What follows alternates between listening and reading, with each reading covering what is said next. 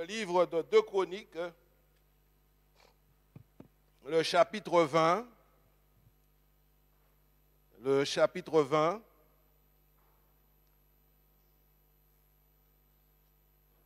Et je vais faire la lecture au verset 1er. Il est écrit que après cela, les fils de Moab et les fils d'Ammon et avec eux les Maonites marchèrent contre Josaphat pour lui faire la guerre. On vint en informer Josaphat en disant: une multitude nombreuse s'avance contre toi depuis l'autre côté de la mer, depuis la Syrie, et ils sont à Hatson-Tamar qui est en Guidée. Dans sa frayeur, Josaphat se disposa à chercher l'Éternel et il publia un jeûne pour tout Juda. Juda s'assembla pour invoquer l'Éternel et l'on vint de toutes les villes de Juda pour chercher Dieu. Nous pouvons arrêter la lecture et au fur et à mesure, nous allons descendre dans le texte. C'est un texte que nous connaissons. Certainement, nous l'avons déjà lu, relu à multiples reprises. Mais ce qui est important dans ce texte, c'est que la Bible nous fait comprendre qu'il y avait des Maonites, Moab et les fils d'Ammon. Ils ont décidé de venir faire la guerre à Josaphat. Ils ont comploté pour faire la guerre à Josaphat. Mais vous savez, dans un groupe, il y a toujours un traître. Il y a toujours une personne qui va vendre la mèche. Et il y a une personne dans le groupe qui a été informé Josaphat pour lui dire: eh bien, il y a une multitude qui s'avance contre toi pour te faire la guerre. Et devant cette situation-là, Josaphat est entré en lui-même. La Bible nous dit, dans sa frayeur, il a décidé de chercher l'Éternel.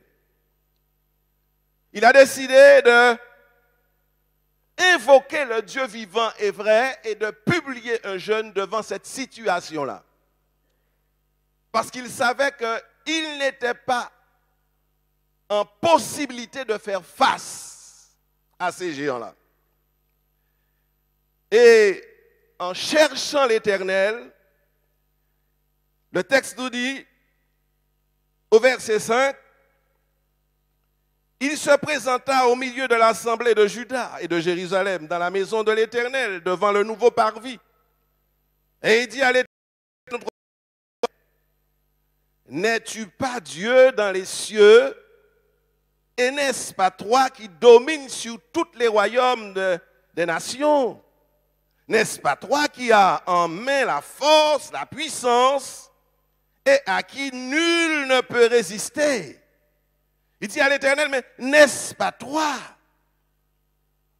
ô notre Dieu, qui a chassé les habitants de ce pays devant ton peuple d'Israël? Nous voyons Josaphat mettre en évidence la toute-puissance de Dieu. Et il dit à l'Éternel: mais mon Dieu, c'est pas vous qui êtes le Dieu tout-puissant? C'est pas vous qui êtes le Dieu vivant et vrai? C'est pas vous qui n'y pouvoir dans le ciel et sur la terre? Et pourtant, il y a une multitude qui se met en marche contre moi, qui ont décidé de me faire la guerre. Et devant mon insuffisance, mon incapacité, parce que je suis sans force devant cette situation-là. Et je sais qu'il y a des gens qui passent par des moments difficiles. Je sais qu'il y a des gens qui peuvent se retrouver dans des situations difficiles, qui sont sans force et qui ne savent plus quoi faire, comment faire et pourquoi faire. Et quelquefois, devant les situations difficiles, au lieu de chercher Dieu, au lieu de confesser notre insuffisance et laisser Dieu prendre le contrôle de toutes choses, nous nous mettons à raisonner. Mais la Bible nous fait comprendre que dans la frayeur de Josaphat, il avait une seule chose à faire. Non seulement c'est de confesser la toute-puissance de Dieu, mais c'était de remettre son sort entre les mains de l'Éternel des armées, parce que seul Dieu était capable de lui permettre de traverser la mer Rouge à sec. Seul Dieu était capable de prendre en main cette situation qui lui paraissait une situation sans issue. Et la Bible nous fait comprendre au verset 9c, il dit que car ton nom est dans cette maison, nous crierons à toi du sein de notre détresse, et tu exauceras et tu sauveras. Au verset 12b, il dit, mais car nous sommes sans force devant cette multitude nombreuse qui s'avance contre nous, et nous ne savons que faire. Mais dans toutes ces difficultés-là, dans toutes ces choses, il dit, mais nos yeux sont fixés sur toi. Dans toutes ces difficultés-là, nos yeux sont fixés sur toi. Et David aussi se trouvait dans des difficultés, pas les mêmes difficultés, mais il s'est trouvé aussi dans des difficultés terribles. Et devant ces difficultés, au Psaume 121, David disait, je lève les yeux vers le ciel, parce que c'est là-haut que peut me venir le secours. Parce que dans la situation où je me trouve, le secours ne peut venir que de l'Éternel des armées, qui est capable de faire des choses au-delà même de ce que je peux espérer. Il a su confesser la toute-puissance de Dieu. Il dit, au Psaume 121, l'Éternel te gardera de tout mal. Il gardera ton âme. L'Éternel gardera ton départ et ton arrivée dès maintenant et à jamais. David a su confesser la toute-puissance de Dieu, lever les yeux vers la montagne, d'où nous vient le secours. Et lorsque nous parlons de montagne, nous parlons toujours sur le plan spirituel. Nous ne parlons pas pour dire que lorsqu'on a des difficultés, il faut aller dans les bois et puis lever ses yeux vers les arbres. Non, ce n'est pas ça que nous disons. Nous disons, il y a des choses que nous traversons. Il y a des choses qui nous font plier genoux. Il y a des choses que nous ne pouvons pas accepter. Et lorsque ces choses sont là, il y a un moment où il faut s'arrêter et chercher le secours qui vient de l'Éternel des armées. Est-ce que vous êtes là ce matin? Nous avons besoin du secours de Dieu pour nous permettre de traverser le désert. Il y a des déserts. Il y en aura encore des déserts. Il y a des filets. Il y en aura encore des filets. Mais tant qu'il y a des filets, tant qu'il y a des déserts, nous avons besoin de la droite du Tout-Puissant. Alléluia. Il a dit nous encore. Il dit au verset 15, et Jazakiel dit, soyez attentifs, tout Juda et habitants de Jérusalem, et toi, roi Josaphat, ainsi vous parle l'Éternel, ne craignez point et ne vous effrayez point devant cette multitude nombreuse, car ce ne sera pas vous qui combattrez, ce sera Dieu. Alléluia. Ce ne sera pas vous qui combattez, mais ce sera Dieu. Et j'ai l'habitude de dire, il y a des moments où nous engageons le combat. Il y a des moments où nous sommes en plein combat. Et lorsque ces situations se présentent devant nous, nous avons besoin quelquefois, et comprenez bien ce que je dis, de rester dans le sillage de l'Éternel. Rester dans l'ombrage de l'Éternel. Mais de ne pas vouloir prendre la place de Dieu et de vouloir aller plus vite que la cadence. Parce que nous ne sommes pas toujours maîtres de la cadence. Mais lorsque c'est Dieu qui entame la cadence et qui nous amène à son rythme, à sa cadence à lui, frères et sœurs, la victoire, elle est certaine et véritable. Elle est certaine et véritable parce que Dieu ne perd jamais, jamais et jamais de combat. Alléluia. Jamais. Et c'est vrai que le diable, il est puissant. C'est vrai qu'il rôde comme un lion rugissant. C'est vrai qu'il est là, il cherche à quel moment que nous sommes en faiblesse. C'est vrai qu'il est là, il veille pour voir là où nous avons des fissures. Chacun de nous, nous avons des fissures. Chacun de nous, nous avons certainement laissé une fenêtre ouverte. Mais, frères et sœurs, lorsque nous savons mettre notre confiance dans le Dieu vivant et vrai, lorsque nous savons invoquer le nom de l'Éternel dans les détresses, lorsque nous savons confesser notre insuffisance, lorsque nous savons chercher Dieu pendant qu'il se trouve, frères et sœurs, la victoire, elle est toujours là. Toujours là. Et bon matin là, c'est évangélisation. Mais on ne peut pas évangéliser franchement sans édifier. Parce qu'il y a un peuple qui est là, qui a besoin aussi de rester sous la fondation que les apôtres ont posée.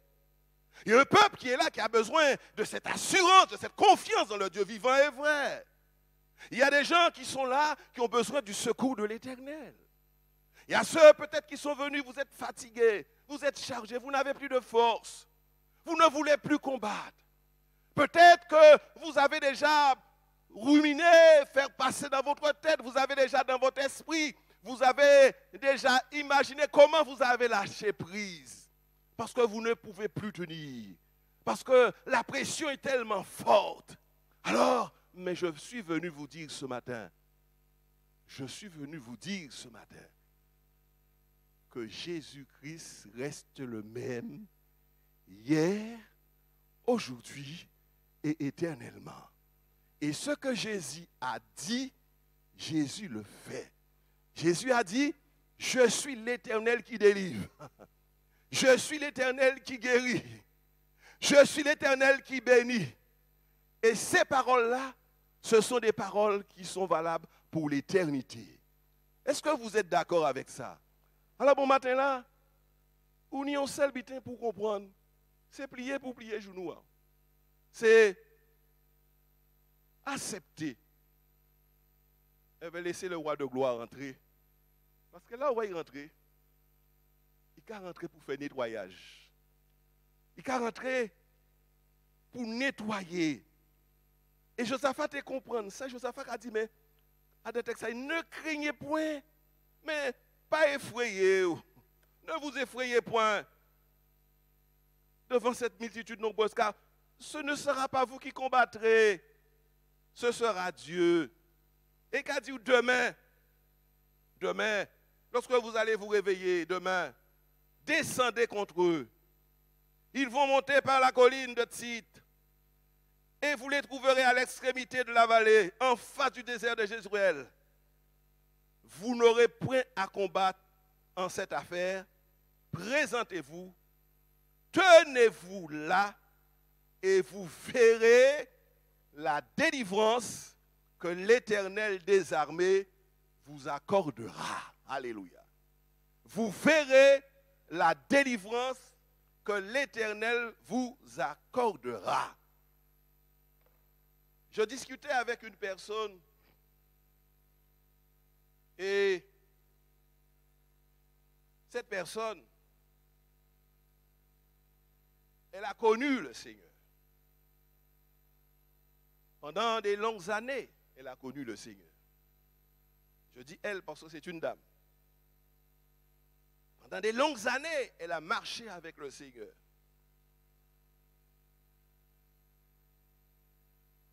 Et c'est pourquoi il y a un prédicateur qui disait, les chrétiens ont besoin de faire attention. Parce que lorsqu'on cherchera l'église du Seigneur, on trouvera l'église du Seigneur dans le monde. Et lorsqu'on cherchera le monde, on trouvera le monde dans l'église. Et elle marchait bien avec le Seigneur. Elle était engagée, mais attirée par le monde. Elle fréquentait les gens du monde. Et il y a un proverbe qui dit, je ne l'ai pas vu dans la Bible, bon longtemps, dis-moi ce que tu fréquentes, je te dirai ce que tu es.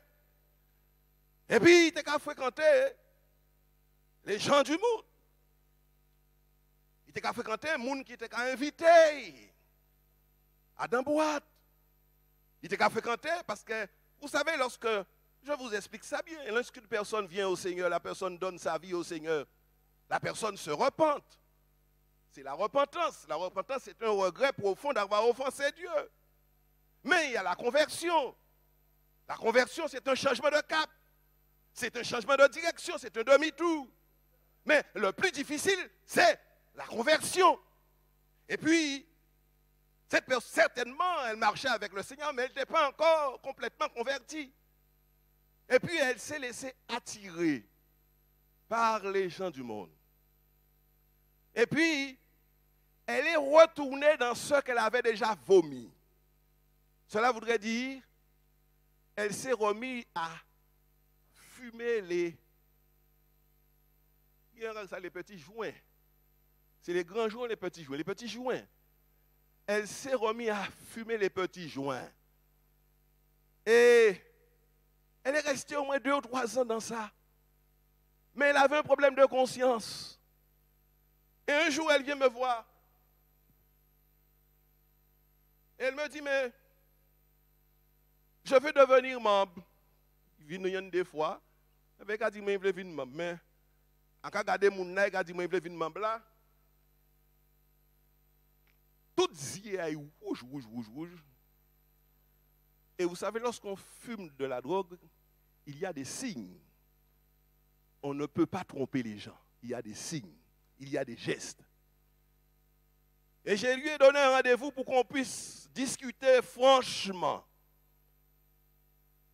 Et après avoir discuté, elle me dit, frère,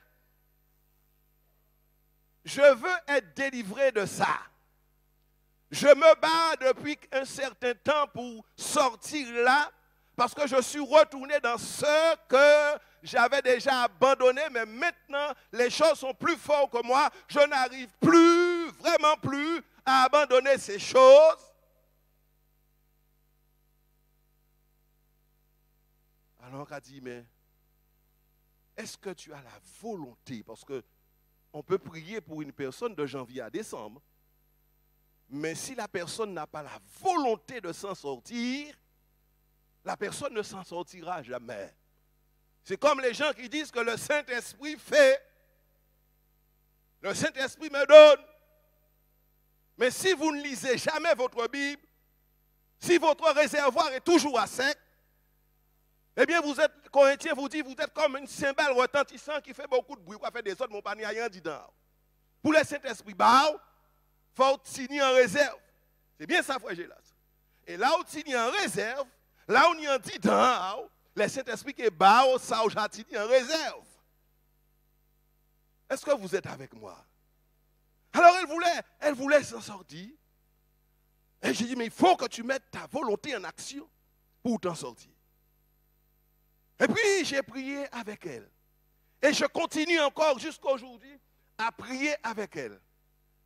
Mais ce qui est bien, et en même temps il y a quelque chose qui est mauvais, c'est qu'elle veut s'en sortir, mais elle n'a pas le temps pour venir dans les réunions. Elle n'a pas le temps pour nourrir son âme. Mais elle a le temps pour me demander toutes les semaines de venir prier chez elle. Elle a dit non, si vous n'avez pas de temps pour venir réunion, moi, on peut venir prier côté au moment comme ça, mais on n'a pas de temps pour venir à casa toutes les semaines pour venir prier à casa. Déjà pour rien, c'est dangereux. C'est dangereux. Alors, il faut comprendre que vous pouvez vous en sortir dans la situation où vous vous trouvez. Mais il faut qu'il y ait une prise de conscience. Il faut que la volonté de l'individu, la volonté de l'être, il faut que cette volonté de vouloir s'en sortir soit mise en évidence. Et c'est pour ça que je dis ce matin, vous pouvez vous retrouver dans un filet. Parce que les filets, s'il y a des pêcheurs là, monsieur Jean-Désiré n'est pas là, mais les pêcheurs savent, lorsqu'ils utilisent les filets, c'est pour larguer les filets dans la mer. Et lorsque les filets sont largués, ben, tout ça, il passe en filet là qu'a pris. Peut-être nous prions dans le filet là, mais on passe à sortir. Mais je voulais dire bon matin là, Jésus venu pour couper toute partie et compartiment filet là, ça pour ça sortir à dedans. Alléluia. On vient dire bon matin là, peut-être ça a dans tout. Peut-être dans tout là, il n'y a pas à vrai tête à vous. Il y a seulement des timés à vous souffrir tout là parce que c'est descendre ou pas descendre. En profondeur ou pas descendre. Mais je voulais dire bon matin là, on a une possibilité de sortir en tout là. Ah pas maman, on a une qui tire en tout là. C'est pas papa ou non? C'est pas marraine ou? C'est pas parrain ou? C'est pas dada qui tire en tout là. Mais c'est décision ou et vers mon Dieu qui a tiré en tout là bon matin là. Alors quand Josaphat a dit nous, dans le texte là, il a dit nous, au verset 20, le lendemain, ils se mirent en marche de grand matin pour le désert de Tekoa. À leur départ, Josaphat se présenta et dit, écoutez-moi, Judas et habitants de Jérusalem. Confiez-vous en l'Éternel votre Dieu et vous serez affermis. Confiez-vous en ses prophètes et vous réussirez. Puis l'accord avec le peuple, il nomma des chantres qui revêtis d'ornements sacrés et marchant devant l'armée célébraient l'Éternel et disant, louez l'Éternel car sa miséricorde dure toujours. Et frère, c'est ça qui est important. Là où nous allons louer. Vous savez, j'aime la louange. J'aime beaucoup la louange. Pourquoi j'aime la louange? Et les chantes le savent. Ils savent bien quand c'est le frère à sort, il y a toujours, faut toujours trouver chant en moi. Tout simplement parce que la louange, on ne chante pas pour chanter. Mais la louange, c'est un moyen d'attirer la présence de Dieu.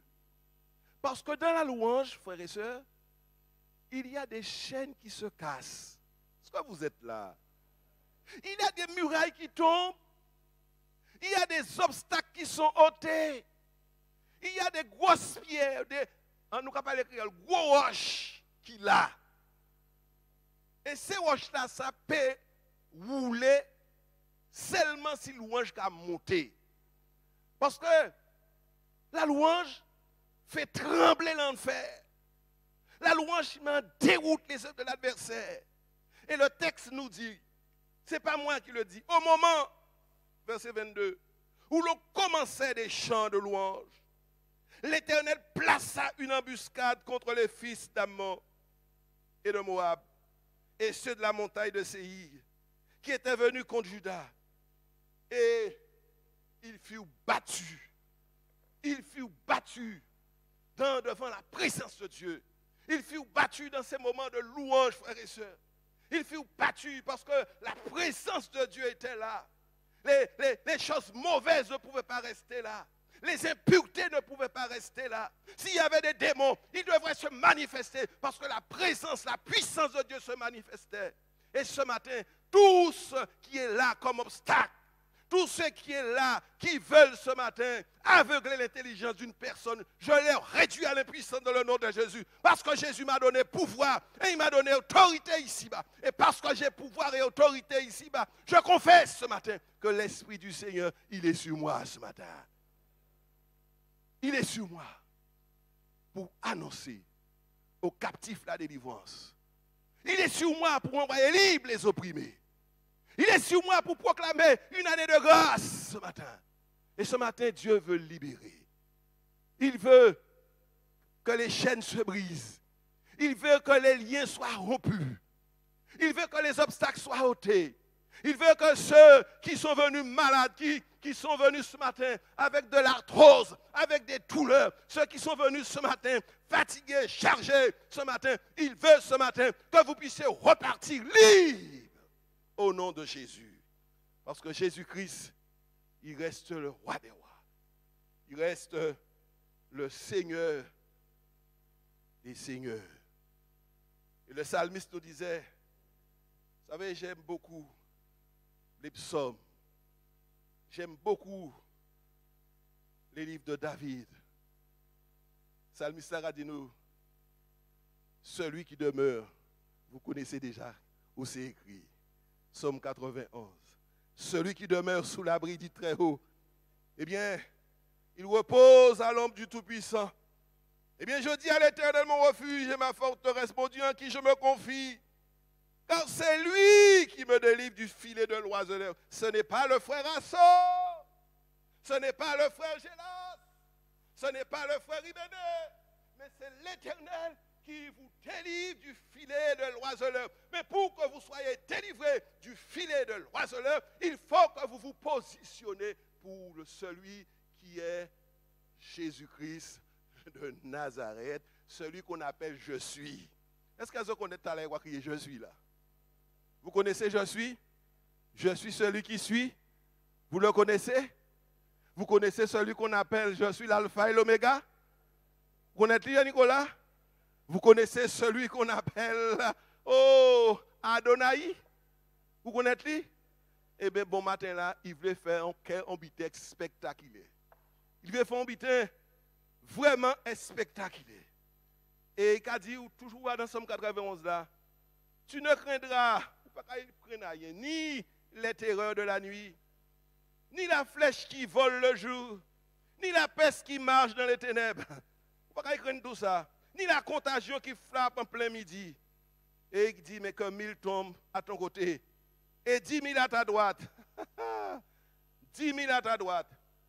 Mais ça qui est belle là, c'est quelqu'un qui a dit, mais toi, Jocelyne, Philippe, Jean-Michel, tu ne seras pas atteint parce que tu seras aux portées de l'adversaire. Il n'a pas dit que l'adversaire ne va pas tirer des obus contre toi. Il a dit que tu ne seras pas atteint. Cela voudrait dire que l'adversaire peut tirer ses obus, mais les obus tomberont à tes pieds. Mais toi-même, tu seras hors de danger. Tu ne seras pas atteint. Et ce matin, Dieu veut réellement ce matin te prendre sous ses ailes. Il veut te prendre ce matin avec lui. Il veut faire sa demeure en toi. Il veut que tu lui laisses entrer. Et si tu lui laisses entrer, c'est seulement si vous laissez entrer. Tout ça qui j'apprends position à dans cœur, à dans partie intérieure, tout ça il a là, eh bien, il prend et il met dehors. Parce que là où il va rentrer, il va faire cohabitation. Il va rentrer et il va mettre dehors. Que le nom de l'Éternel soit béni. Que le nom de l'Éternel soit élevé. Que le nom de l'Éternel soit glorifié. On va se mettre debout. Nous allons prier Dieu.